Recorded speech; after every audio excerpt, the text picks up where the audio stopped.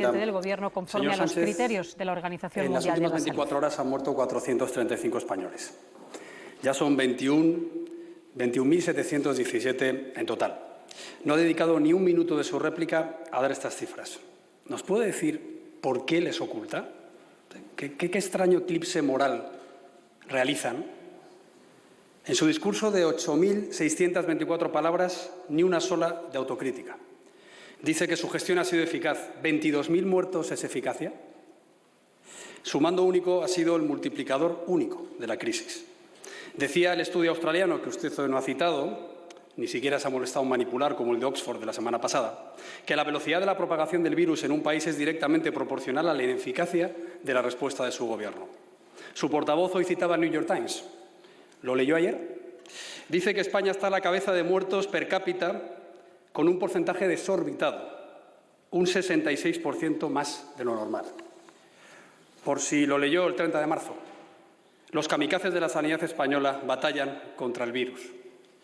Por si leyó Le Monde, todos ellos periódicos denominados progresistas, el 10 de marzo, España se da cuenta con retraso de la magnitud de la epidemia. The Guardian, 26 de marzo, cómo España dio una respuesta tan equivocada al coronavirus. El Observador de Portugal, 27 de marzo, Pedro Sánchez, el rostro del fracaso y de la irresponsabilidad.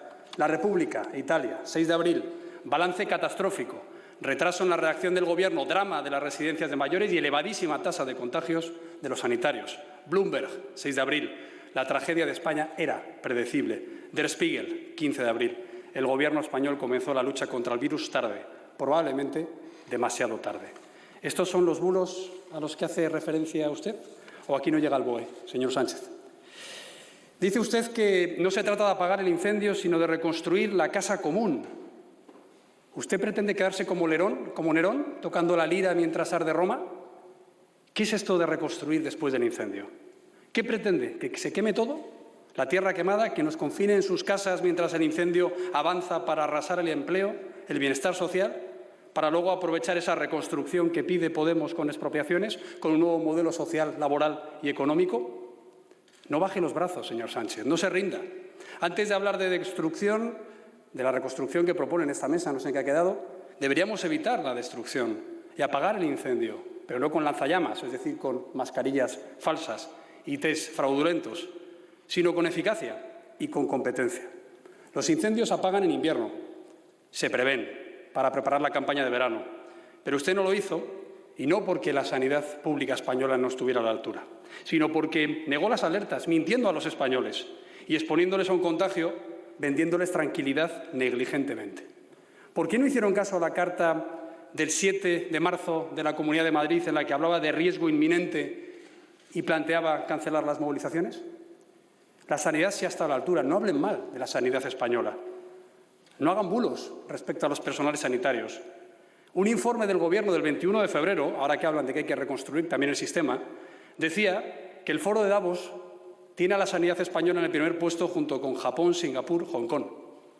Decía que Bloomberg decía que España era el primer país saludable del mundo, que The Lancet, la Biblia médica, nos situaba entre los 20 países mundiales con mejor sanidad y que el barómetro del Ministerio de Sanidad, el último, el del 2018, decía que la satisfacción buena o muy buena de los usuarios de la atención primaria era del 86%, de los especialistas del 88% y de las urgencias del 77%.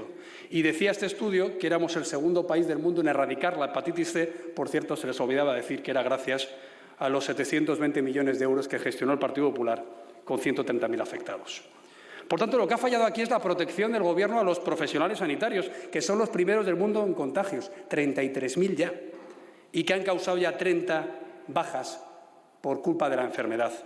Yo desde aquí le pido que a esas personas que han muerto les tenga en cuenta como accidente laboral para que mejore la pensión a sus huérfanos y a sus parejas.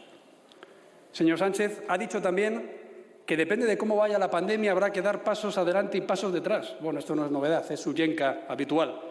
Pero España necesita certezas y tranquilidad, no necesita bandazos e incompetencia.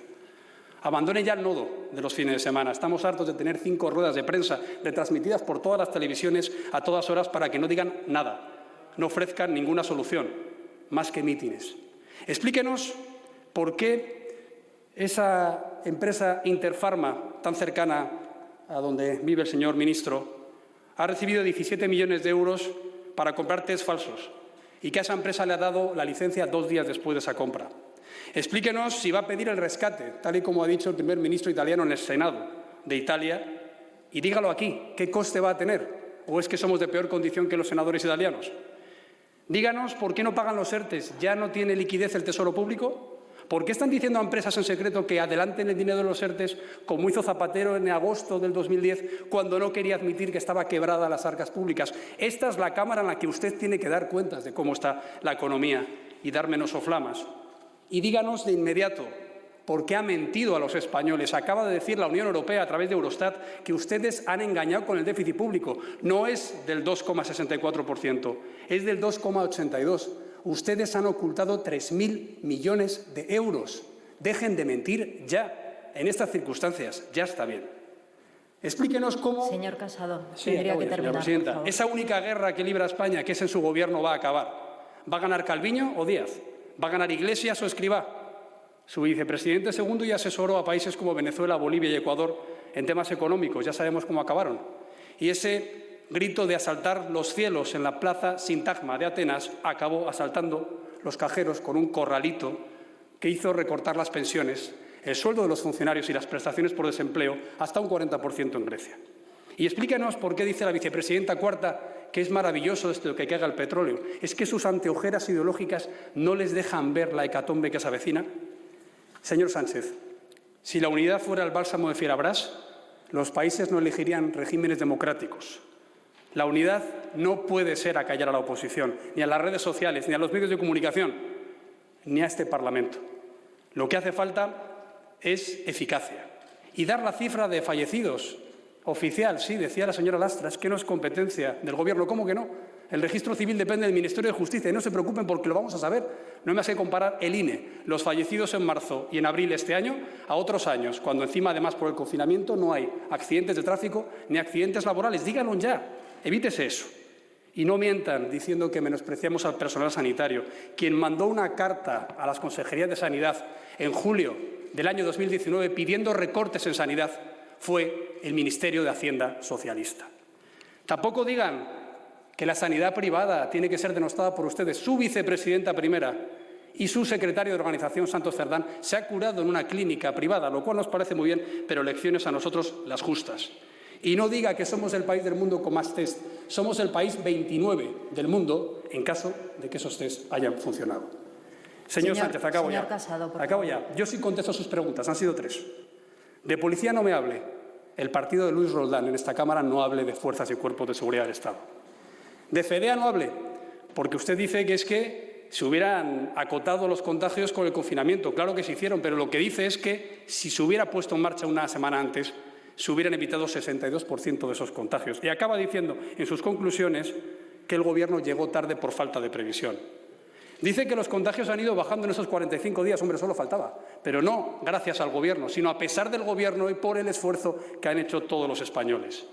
Y dice que el problema de España es la población envejecida. ¿Y Japón, que es el país del mundo más envejecido y pegado a China, que solo tiene 300 muertos? Deje de tomarnos el pelo, señor Sánchez. Hay 22.000 muertos españoles que no pueden admitir ya más tomaduras de pelo. Y por último, dice usted que el COVID-19 es un iceberg. En eso tiene razón. Y su Gobierno es el Titanic. Pero no pretenda que nosotros seamos su orquesta. Coja el timón, gestione de una vez, o por lo menos gestione los votos salvavidas, capitán Sánchez. Muchas gracias.